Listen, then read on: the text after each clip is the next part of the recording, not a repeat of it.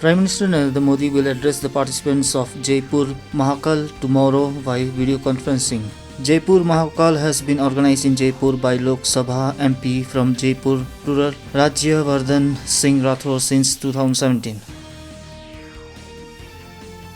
Several candidates filed nominations papers on the fifth day in Meghalaya today. As many as 57 candidates filed their papers on the fourth day of filing of nominations on Friday.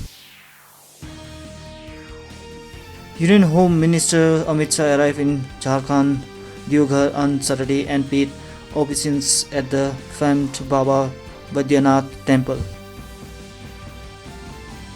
In Jammu and Kashmir, the Youth Affairs and Sports Minister Anurag Singh Thakur, along with the Lieutenant Governor of Jammu and Kashmir Manoj Sinha and other dignitaries, today launched the mascot theme song and jersey for the third editions of Khelo India Winter Games at Raj Bhavan, Jammu. Bharatiya Janata Party today appointed Union Minister Dharmendra Pradhan as its party in charge for the upcoming assembly elections of Karnataka.